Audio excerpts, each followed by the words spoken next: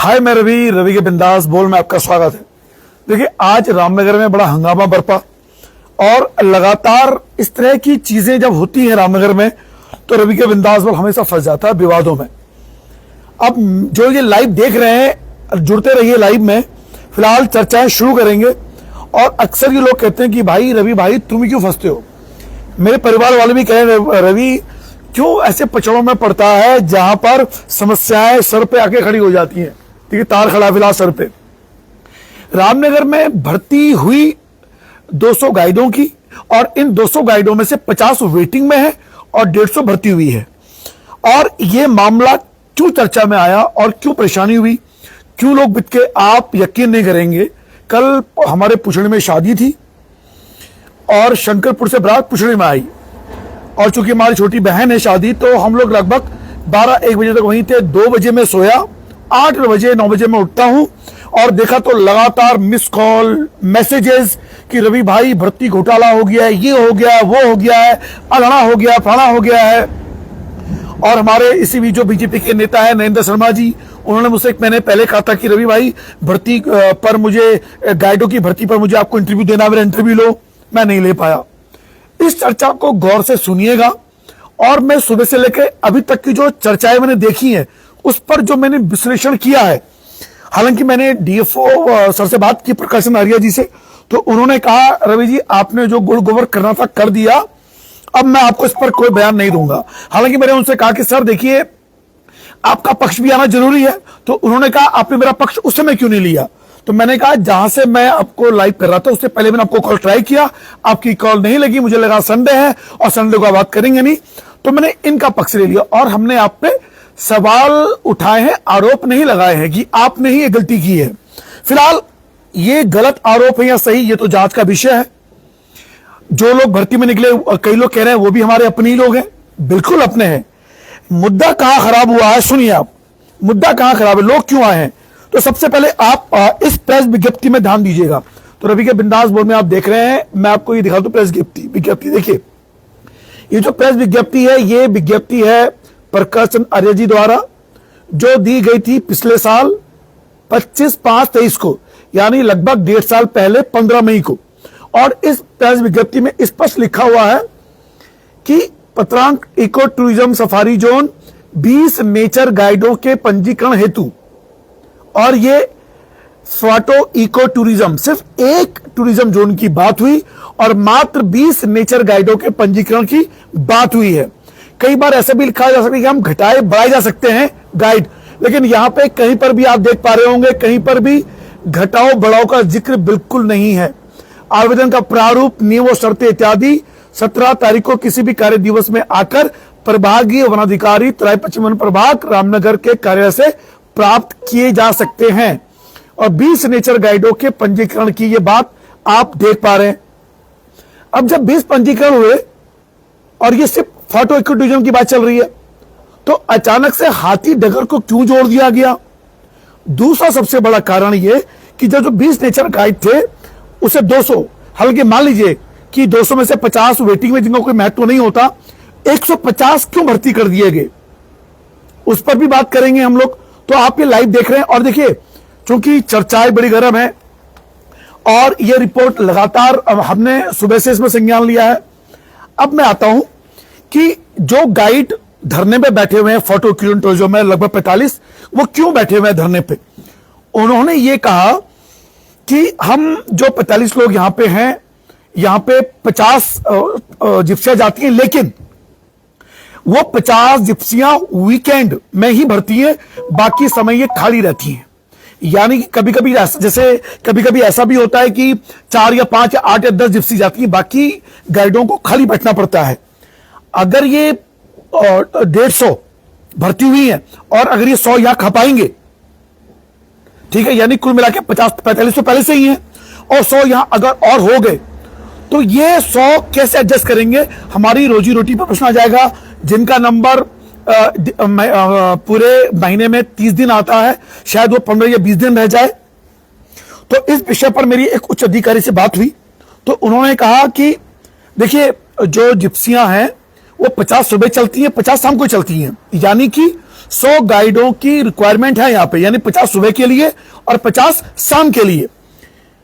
Practical तौर पे देखा जाए, व्यवहारिक तौर पे देखा जाए तो ये जो फैसला है, ये फैसला उचित नहीं जान पड़ता है।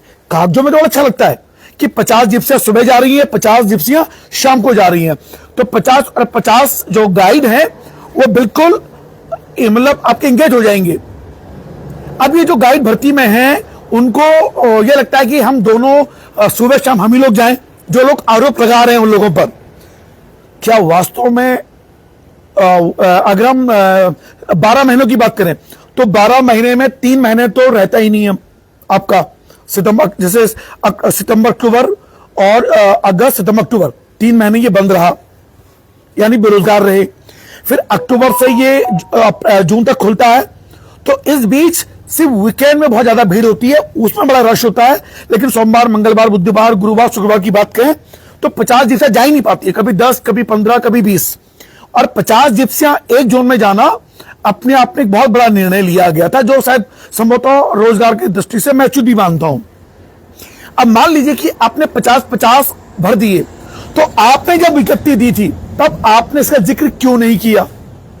देखिए, अगर मुझे ये बात पहले से पता है कि भैया यहां 100 गाइडों की भर्ती होनी है, तो मैं मेंटली प्रिपेयर रहूंगा। आपने देखा होगा जो गाइड वहां थे भर्ती हुए, उसमें से कई लोग एमएससी, बीएससी ऑनर्स हैं, बीएड किया हुआ है, यानी इतने पढ़े पढ़े लिखे लोग। और जो गाइडों की भर्ती होती है वो 12 पास लेवल तक होती है, यानी 10th और 12th, समझ रहे हैं आप? तो अब जो भर्ती का जो, अब मैं आता हूं दूसरे मुद्दे पे। ये तो पता लग गया आपको कि जो पहला बवाल मचा कि जब 20 भर्तियों की बात थी तो 150 क्यों भर्ती की है, प्लस 50 वेटिंग में भी डाल दिए, तो वो 204 के आसपास बात चल रही थी। फिलहाल जब मेरी उच्च अधिकारी से बात की, उन्होंने कहा ये 200 नहीं है, ये 150 है, लेकिन 50 वेटिंग में वो मान रहे हैं इस बात को, जिसका कोई महत्व नहीं होता, यानी जो 50 वेटिंग में है वो नथिंग है, वो है ही नहीं कुछ, ऐसा कहा गया। दूसरी बात, अगर आपने विज्ञप्ति दी थी 1.5 साल पहले, उसमें हाथी डगर का कोई जिक्र नहीं है, तो क्या यह संभव है, क्या यह पॉसिबल है कि बिना नोटिस दिए हुए आप इको जोन फोटो के अलावा आप उसमें हाथी डगर को भी जोड़ देंगे?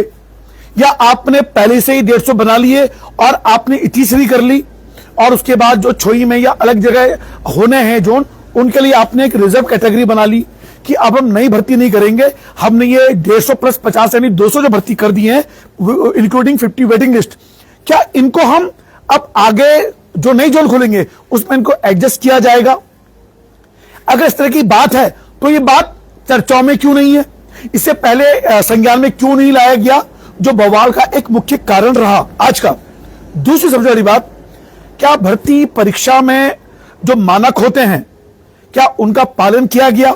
अब ये मानक मुझे नहीं जानकारी, लेकिन मानक के लिए जो, जैसे आज नरेंद्र शर्मा जी हैं भाजपा के नेता, उन्होंने ये मुझे पहले भी कहा था, 1 महीने पहले भी, आज भी फोन पे वार्ता हुई, तो उन्होंने कहा कि लिखित परीक्षा के माध्यम से ये टूर गाइड की भर्ती होनी चाहिए, क्योंकि रामनगर वन प्रभाग में अभी कुछ दिनों पहले लिखित परीक्षा हुई है, लेकिन तराई पश्चिम वन प्रभाग में जो भर्ती हुई है ये हुई है आपकी इंटरव्यू के बेस पर। जैसा कहा गया कि इंटरव्यू लिए गए थे और 5 अधिकारियों का पैनल था, तो उन 5 अधिकारियों के पैनल के आधार पर ये जो इंटरव्यू हुए हैं, वो इंटरव्यू कि उनको कितने मार्क्स मिले, कितने लिए, क्या उसमें 10th और 12th मार्कशीट का भी मेरिट बनाई गई, इसका कोई उल्लेख नहीं है। यानी आपने लिस्ट निकाली तो आपने ये देना चाहिए था कि हम जो लिस्ट निकाल रहे हैं उसमें इंटरव्यू के साथ निकाले हैं या हमने मेरिट भी बनाई, इसके कोई जिक्र नहीं है।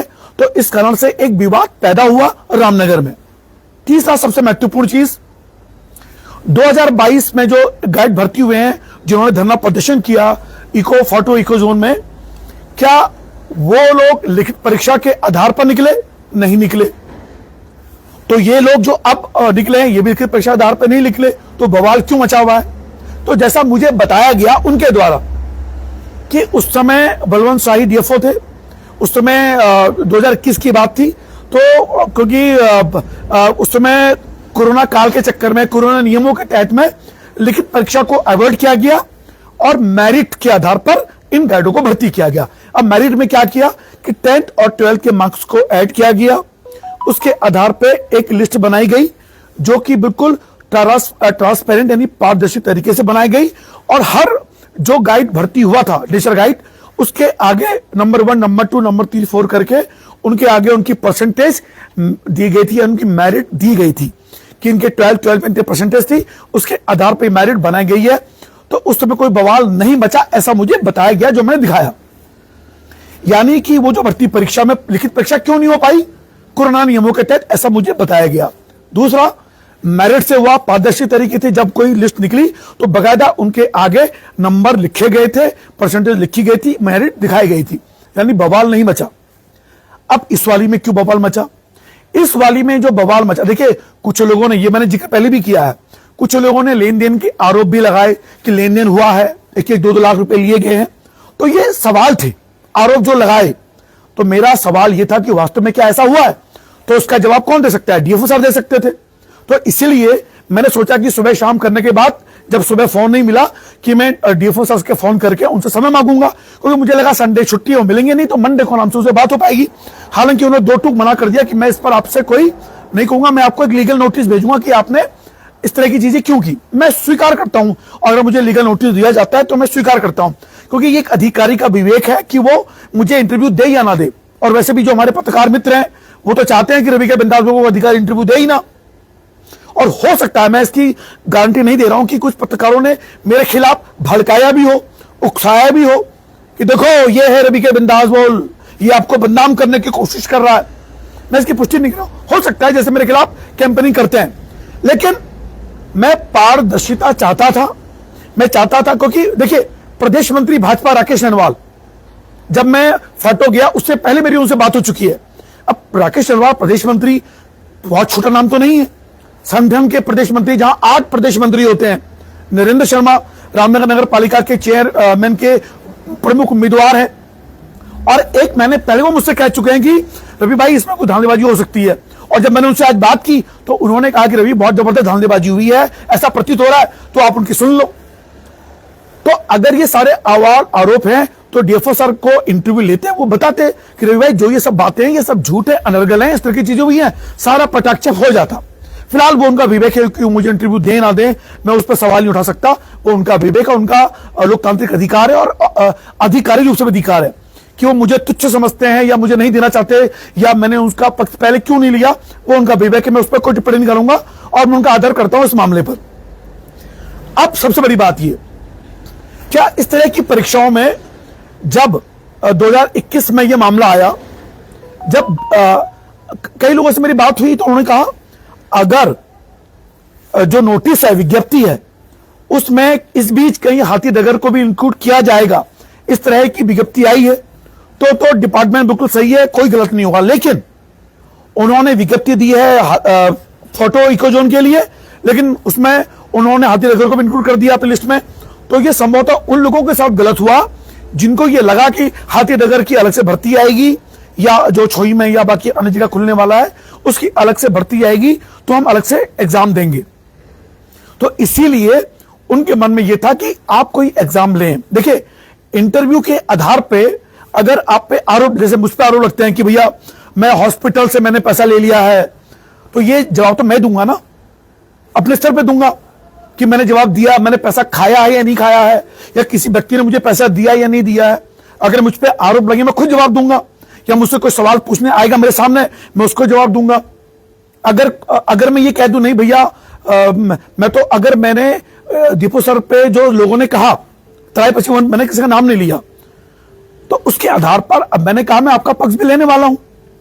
अब मुझे बताइए नियम क्या, मानक क्या कहते हैं, क्योंकि मानकों का विशेषण तो मैं नहीं जानता हूं।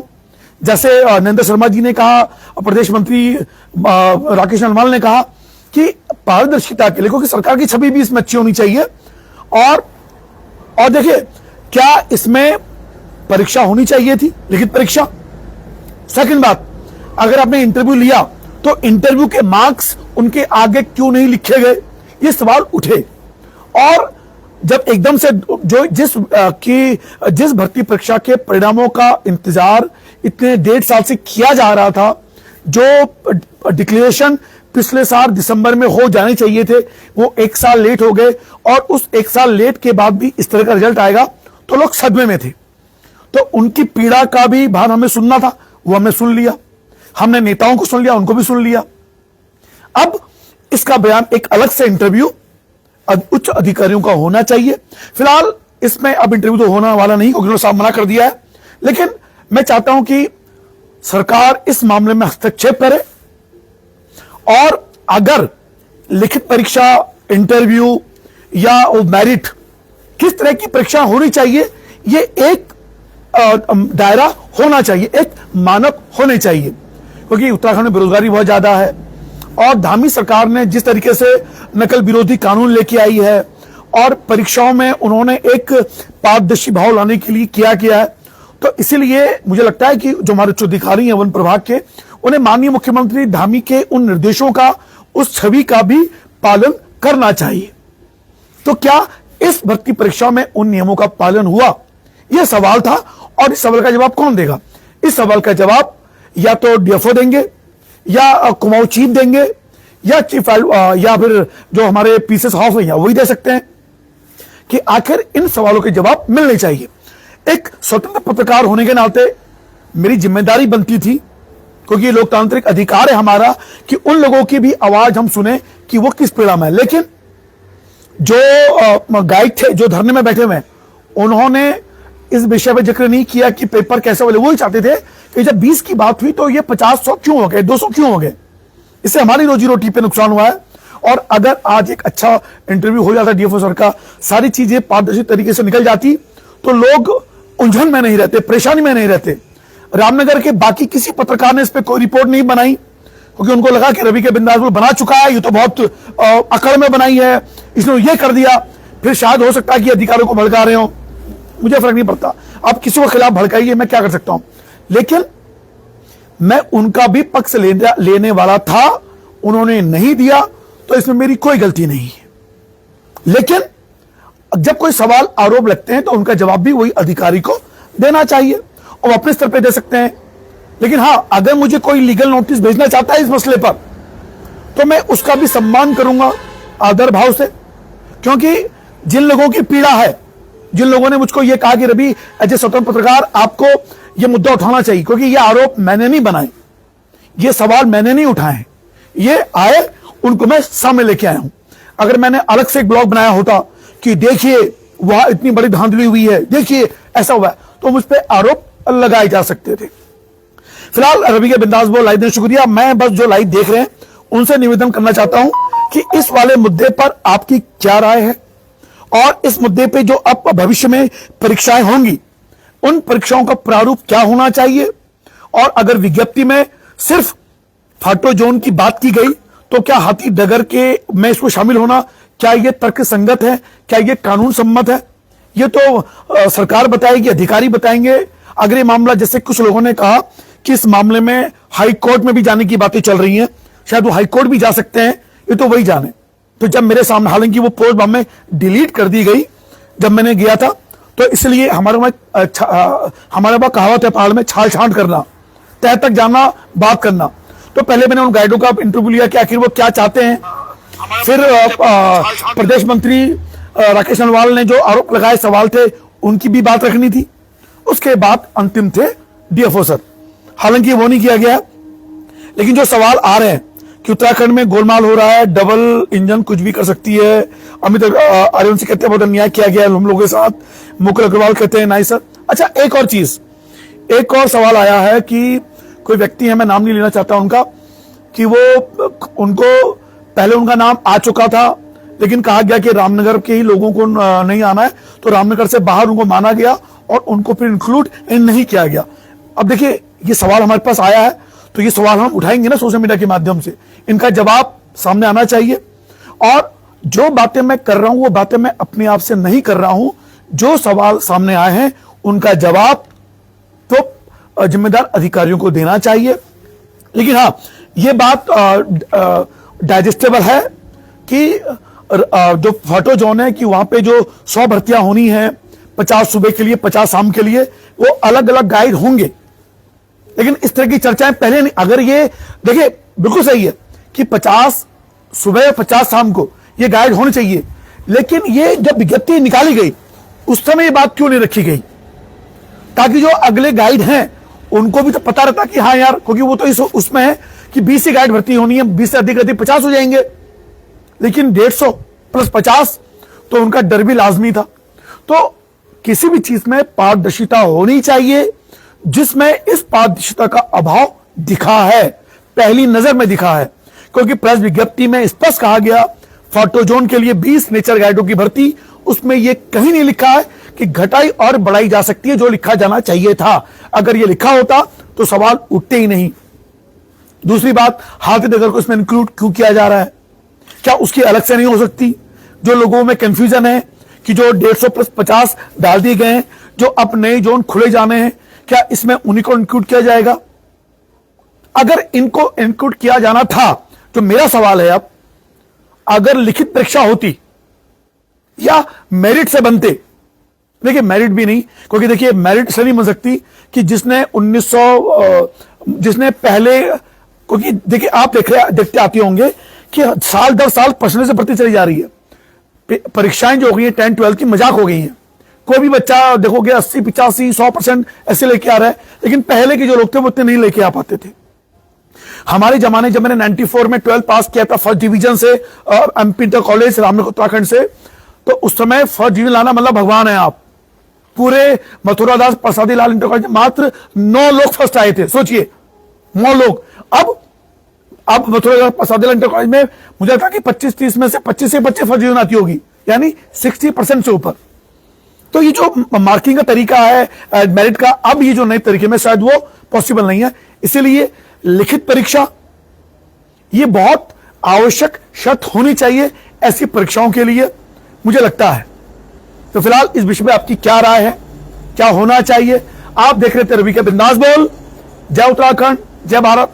फिर भी उन लोगों से, मैं खासकर इन पत्रकार महोदयों से निवेदन करना चाहता हूं, मेरे खिलाफ किसी अधिकारी से शिकायत करने से बेहतर है ग्राउंड में रिपोर्टिंग करें, उन तथ्यों को जानें, उन पीड़ा को जानें और उसके बाद उसका विश्लेषण करें। मुझ पे आरोप लगाने से, मुझ पे छिटाकसी करने से, मुझे धमकवाने से और मुझे यह कहने कि इसको पीटना चाहिए, इसको गोली मार देनी चाहिए, यह करने से कुछ नहीं होने वाला, कुछ नहीं होने वाला। करने से ग्राउंड में जाइए, लोगों की पीड़ाएं समझिए, उसके आधार पर रिपोर्टिंग कीजिए। तो क्या मैंने उन बच्चों की आवाज सामने लाके और जो जनमानस में जिनके सवाल थे वो सामने लाके क्या मैंने गलत किया है? लेकिन हां, इतना मैं ये कह सकता हूं कि कुछ ऐसे भी लोग हैं जो इसमें भर्ती हुए हैं, वो सामान्य परिवार के थे, वो लोग पैसा दे ही नहीं सकते थे, उनका भी इसमें सिलेक्शन हुआ है। तो इसलिए ये जवाब खास अगर डीएफओ सर इसमें इंटरव्यू देते तो सारे सवालों के जवाब मिल जाते और ये बवाल आज यहीं पे खत्म हो जाता।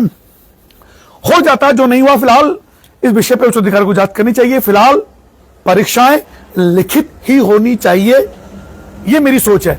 आप क्या कहते हैं? राय जोड़ दीजिएगा। देख रहे थे आप रवि के बिंदास बोल। जय उत्तराखंड, जय भारत।